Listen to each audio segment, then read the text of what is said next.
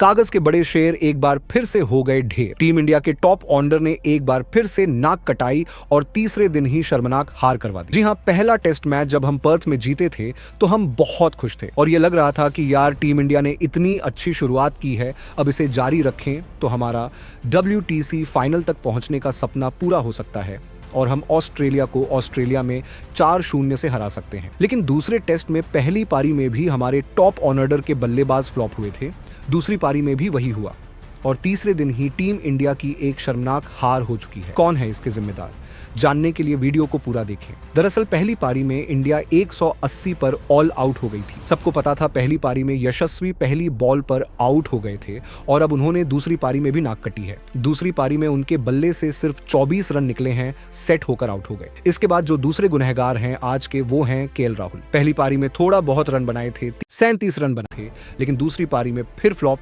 कोई रन नहीं बना पाए, 7 रन पर आउट हो गए। फिर हैं किंग कोहली, 7 रन पर पहली पारी में बनाए थे और दूसरी पारी में सिर्फ 11 रन बनाए हैं। मतलब दोनों पारियों मिलाकर सिर्फ 18 रन बनाए हैं। मतलब ये सिर्फ नाम के किंग हैं। ये जब थोड़ा विकेट फ्लैट हो जाता है, अच्छी कंडीशंस होती हैं, जैसे पिछले मैच में पहले विकेट के लिए इंडिया ने 200 बना दिए थे, विकेट एकदम सही हो गया था, उसी विकेट पर किंग ने भी 100 बना दिया। लेकिन जब जरूरत थी कि पहली पारी में जब बहुत स्विंग कर रही थी, सब आउट हो रहे थे, वहां पर आप खड़े होकर रन बना दो तो आप किंग, लेकिन किंग भी फेल हो गए।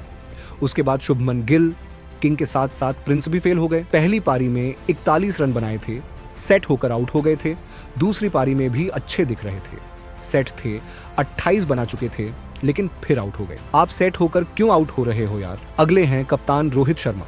पहली पारी में भी रोहित शर्मा का वही हाल था, सिर्फ 3 रन बनाए।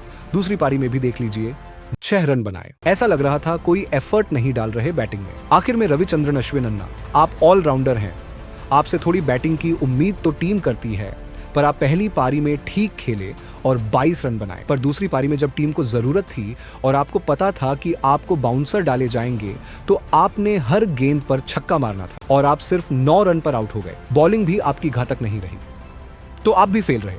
मतलब बड़े बड़े कागज के शेर हैं ये, जो सब ढेर हो गए हैं और अब ये सीरीज में 1-1 से बराबर है। आप कमेंट में बताइए, क्या टीम इंडिया BGT को जीतकर वर्ल्ड टेस्ट चैंपियनशिप 2025 फाइनल खेलेगी?